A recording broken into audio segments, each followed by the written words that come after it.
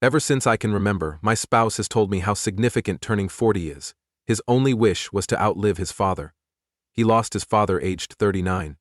As his 40th birthday approached, I thought a surprise party would be fun. It seemed appropriate to celebrate big and cheerful then. I wanted a gathering for his family and closest friends who loved him most. I did my best to plan. From preparations to guests, I wanted everything perfect. So they wait until the midnight hour, heading towards my apartment, the smallest in the neighborhood in downtown Los Angeles. They hadn't yet planned it. I specially invited my mother-in-law, Cheryl. I knew my husband needed his mom at this occasion because I've known Cheryl for a long time. Out of town she lives. I arranged a flight for her to arrive on time for the party. When my husband entered a gathering packed of his closest loved ones, I couldn't wait to see his face. I prepared everything for my husband's birthday celebration that night. The guests waited calmly as the preparations looked good. This was her restaurant, by the way, and from a reputation for good food, she wasn't surprised that I would be putting her together a celebration. When he didn't come home, we stood silently, our excitement almost overwhelming. The house was dark. That morning, I prepared the stage without revealing anything. I told him I would be visiting my parents' place that night without purpose, so he wouldn't expect anything. I wanted him to assume I had nothing special for his birthday. I imagined his horror when he answered the door and saw the genuine surprise. My pulse raced when my husband's automobile entered the yard.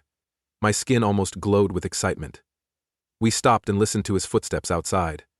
I giggled as I envisioned him trying key after key in the dark, and possibly mumbling in frustration. Finally, the door opened. Everyone shouted, "Surprise!" "Happy birthday!" The lights turned on and off. But instead of the smiling smile I was looking forward to seeing, there it was. My husband Jackson, tie undone, arms around his buddy April in the middle of a kiss. He stood at the door. All around us was quiet. Shock and amazement replaced joy in the room. People gasped and stared at Jackson and April in alarm. My mind struggled to comprehend what I saw. To clarify, my husband and April work together. They haven't worked together lately. She works for him and is on his team, but we're younger. Jackson took me to the corporate Christmas party every year where I saw her. I've seen her talk to others, notably him. She flirted and joked that she was his work wife, but I didn't take it seriously. I ignored it because she behaved that way around most older men at work. She didn't bother me since I trusted my spouse and didn't perceive her as a threat. I assumed it was her nature. But seeing Jackson kiss her from the hallway was embarrassing in ways I never imagined. I had a lot of feelings at once. My spouse looked around and noticed that we were all looking at him. He finally stopped. There was blurriness in his eyes and he stumbled a bit like he was drunk. He looked around at the folks who had gathered to his surprise party and exclaimed, "Oops," then laughed out loud again. While this was going on, April stood next to him and uncomfortably straightened her shirt, her lipstick almost wiped off with their kiss. There was silence in the room, and all I could feel was the heavy weight of my shame and pain. Everyone watched me to see what I would do. "Jackson, why are you doing this?" she yelled while standing. Jackson was surprised to see his mother and stared at her. His head slowly turned to her. In his confused mood, he tried to say, "I didn't expect everyone to be here." He stopped talking and seemed a bit ashamed. I approached him with a beating heart. I questioned him why he was kissing April at home while I prepared his birthday surprise party. The question made me nervous, because I didn't know what he would say next. Sighing, Jackson shook his head. He peered around the room and then sucked his breath. Jackson peered up at the ceiling. He peered around the room and then sucked his breath again, almost as if he were making an announcement at work. He said that he was going to inform them another day. He then said with a sneer that since the surprise party in April had made him look bad, he might as well tell the truth now. April and I are together. I'm falling for her after dating her for a long... He glanced at her to confirm, then at me. Was astonished as I stood there. My hubby meant what? I shook and my heart raced as his words sank in. However, he continued. He said he had been hiding how he felt about April for months, but this year he had decided to live his life. I couldn't understand what I heard. He said, such weird comments after years of living with me. Others seemed to have sent them. He detailed how his father died young, no chance to realize his aspirations. He said in a tone that was almost haughty, I don't want to end up like him. He said, why would I end up like him? Before it's too late, I need to do what makes me happy. I couldn't believe what I was witnessing, and I could feel tears coming to my eyes. He seemed uninterested in our past. My heart broke in the moment. It angered and fooled me. I picked up the birthday cake I had carefully chosen for him without thinking, thrown it at his face. Cake stained his clothes. People laughed at his face at first, but everyone gasped. I think the people at our party supported me because they saw how disrespectful it was for my spouse to make fun of me. Jackson was furious as he cleaned his face. He shouted, "Look what you've done!" His angry voice filled the room. "You soiled my clothing!" His complaint seemed insignificant given the gravity of the situation. He couldn't stop staring at his shirt. Like that was more important than the fact that he had disgraced me in front of everyone we knew by lying to me. After looking at me, Jackson stomped upstairs to change, while April stood there and stared at everyone without feeling horrible. From the time Jackson left, I cursed her. I approached her, grabbed her hair, and dragged her outside. Her cries that I was mistreating her filled the room, but no one helped her. Don't move. Not a single person even glanced. April had the guts to try to sleep with Jackson under my roof, during our party, in front of all of our friends. That was impossible still even after April left. Even Cheryl was yelling at her. When we arrived outside, I turned her around and spoke the things I had been holding back. "I have no faith in you. You slept with my husband, after seeing me at this party so many times and knowing us for so long?" Hard to believe and upsetting, it all spilled out. But April wasn't scared. She wasn't ashamed. She laughed it off, smiling scornfully as if I were incorrect, a contrast between my pride and my inner shame. She tried to reach for me, but I was incorrect, so she tried to reach for my wife. And she laughed at me in my face with her own incorrect reaction. She told me Jackson wanted her and I shouldn't interfere. She said that he would leave me anyway. She then recommended that instead of blaming her I should consider why I had failed as a wife, hinting that he had resorted to her because I couldn't make him happy. She made me feel like falling every time she spoke. This woman's nerve overwhelmed me. He told me you don't understand him as I do, and she teased me more. Winner. My point is that polite and quiet and conformity, and such as they are, miraculously, don't work for me. He doesn't smile like me. His reason for leaving you, you're not his match. Something snapped when I heard those words. It escaped my mind. I couldn't see and my hand flew through the air and hit her face. Jackson's vicious words to me were one thing, but this woman's betrayal was another. To hit me again. She started crying and holding her face where I hit her. Her cheek was furious red and burned from the punch.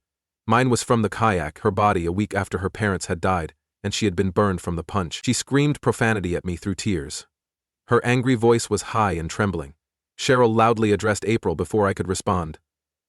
"I'll give you a slap too if you don't leave this property right now," Cheryl said, though she didn't dare approach Cheryl. The pandemonium in our front yard had attracted the other guests outside slowly. They watched in awe, some talking and others too shocked to speak. What they observed at our celebration startled them. I felt their judgmental gaze on April and me. Jackson returned as anticipated. He changed clothes before leaving. After what happened, they looked unnaturally calm. His shoulder bag contained some of his belongings. That took some time to figure out. He ran to April's side and put his arm about her, as if she were harmed after seeing her holding her cheek and crying. "Why are you suffering?" he yelled at me, making me angry and disappointed. He gazed at me as if I had done something unforgivable. He saw me as the bad guy because I hit his sleeping partner. He spat more hurtful comments. "This is over," he shouted. "I'm done. Leave the house when I return back from our trip. I hope to never see you again." While going, he broke up with me and planned a weekend getaway with her. Watching him carry April to his car and drive off without a thought left me stuck in astonishment and anguish. I felt a profound aching hole as I watched his car taillights move down the street. I felt like someone ripped my heart out. Cheryl looked as unhappy as me. I was mortified when everyone saw my marriage fail in front of them. Bless Cheryl for taking hold of the issue immediately. She requested everyone to leave politely, thanked them for coming, and apologized. People gave me odd embraces and soothing comments before leaving. I didn't feel anything while attempting to figure out what happened. Cheryl showed me where to sit once everyone went. My shivering hands scarcely registered when she offered me water. I cried when I realized it was only her and me. Too long since I uttered it. My astonishment and guilt came when I was alone with her. I didn't want to cry in public. I couldn't believe what happened. My husband left me after kissing a coworker at his surprise birthday party, in front of relatives and friends. After that, he rudely expelled me. I told Cheryl I lost everything, crying. I didn't know how or where to start afresh. Many years had gone since my marriage. I cooked, cleaned, and resigned my job to care for my sick husband, who always wanted a stay-at-home wife. I was left with nothing after he abandoned me. I glanced and felt lost. This was our home for years, and I couldn't imagine leaving. After hearing this, Cheryl shook her head and told me something I appeared to have forgotten. See, Jackson and I resided in someone else's house. Cheryl treasured her late husband's house and its memories. Jackson and I were able to start a family and rebuild our life here because to her generosity. It felt like a blessing to start afresh in a loving and supportive environment. Now that life was finished. Jackson's lies damaged Cheryl's trust in us. After what my son did to you, I feel ashamed that I raised such a monster, she said pitifully. The type only a mother could feel when she saw her child had changed so drastically she barely recognized them. She held me with relief and promise. She stared at me and said, "This is my house, and I decide who lives here. I chose you." Her remarks provided me power in a situation where I felt powerless. She added that Jackson and April will be caught. She wanted to instruct Jackson, show him that his actions have negative consequences. You ask this for him, a mother and father who live more than a mile apart. Does it bother you that I'm asking him for your opinion on this? She then spoke sternly, reminding him that leaving a marriage would cost him. She said something that made me grin despite everything going wrong. April Scronia won't live with my son. She doesn't mess up my family's home. When Cheryl looked for me instead of her son, I expected her to support him, not defend me. We were about to demonstrate Jackson's life wasn't easy. Jackson may have imagined he could quit our marriage and find love elsewhere. I was relieved by Cheryl's remarks. It was like a weight was lifted, knowing I wouldn't be evicted from my home. Cheryl's encouragement provided me the strength to handle things alone. I signed a leasing agreement with her over the weekend, making everything official. I had proof, so Jackson could never kick me again. With the deal, I had solid ground. I carefully packed Jackson's belongings that weekend. Disposing of our joint lives was strangely healing. I neatly stacked them on the porch so he could find them after his trip. I didn't see his car enter the driveway for another week. I had planned everything by then. Because I understood what would happen, I installed security cameras outside the house. I wanted the cams for my safety in case something went wrong. I would never let him ruin my life again. I replaced the locks too. He tried his key but the door wouldn't open. He fiddled with the latch before realizing he couldn't enter. He shook his head in anger and banged on the door like a drum. "Open the door," he shouted, furious. I could see him via the camera. Being oddly peaceful. The past few days made me reluctant to let him back in. I spoke through the speaker without opening the door. I attempted to sound nonchalant. "Jackson, why are you here? Almost bored?" I asked. His outraged response was immediate. He was furious and told me I was overstaying and had plenty of time to go and pack. "I should have left by now," he said. He raged at me about how sick and weary he was and how he couldn't bear my neediness and desperation by staying here even after he had broken our marriage publicly. He wanted a divorce and to be free of me, because he didn't like me. He asked if from the window he observed the boxes being packed. He stopped talking. He must not have known those outside items were his previously. He glared at the boxes and then the door, shaking his head like a joke. However, he knew it wasn't. "Do you think you can discard my stuff? Do you think you can get away with this?" He stormed back to the door and slammed his palms into the wood. "You should not do this," he cried. "I'll take you to court if I have to," quavering with rage. "You hear me? My lawsuit is coming. You can't evict me from my home." I let him continue and watched him swear and pace violently on the porch through the camera. It was almost hilarious that he still thought he was in command. I leaned closer to the speaker and kept my cool as I told him this wasn't his house but his mom's. The house was mine after Cheryl and I rented it, so I warned him he was breaching the law. Hey, said Cheryl and I rented it, so I warned him he was breaching the law. I told him he could sue, but I didn't think he had a case. I paused to ensure he understood. I told him to go immediately or I would contact the police. Looked at Jackson via the webcam. He seemed perplexed and unsure of what was happening. He seemed almost sorrowful, standing there frozen. The perplexity gradually faded and was replaced by wrath. He shouted and grabbed his phone as the doorbell rang. I assumed he called his mom to get help and protect him. I knew Cheryl wouldn't attempt that. I was confident she would tell him what I did. That it wasn't his house longer, and he had to deal with the consequences. On the porch, he paced, kicked boxes, and cursed. It was obvious that his conversation with Cheryl was failing. He stomped and kicked one of my carefully packed boxes, showing his anger. His belongings fell on the porch and I heard him swearing at the door. Over the intercom, he called me a thief and said I stole his house. "This costs you," saying it repeatedly. I could have fought back against his insults, but I didn't see the point. I was pretty convinced he couldn't do anything. He could take this to court if he wanted to, but we both knew he had no case. He couldn't say I harmed him because he broke our marital vows and deceived me in the worst way conceivable. There was nothing they could do, and they were placed in complete custody if he did that, after what seemed like an hour of anger outside. He was exhausted from fighting. After realizing he couldn't win, he looked crushed. His shoulders slumped. Jackson had no choice but to load his boxes into his car. I saw him pack his last items in the trunk, close it, and drive away. Jackson and April have left me voicemail since then. Each of their texts has gotten meaner. April likes calling me a witch for getting Jackson out of the house. She claims I ruined their chance to start over in this house. Their texts reveal Jackson is unhappy in a hotel. For what he did to me, AITA. You kicked my husband out of the house. To be clear, Jackson isn't living with April right now, since she shares a house with 2 other people, and their owner is very tight about the regulations. Apparently, she can't let Jackson move in. Which is really funny. If they really care about each other that much, April should break her rental deal and find a place for them to live together.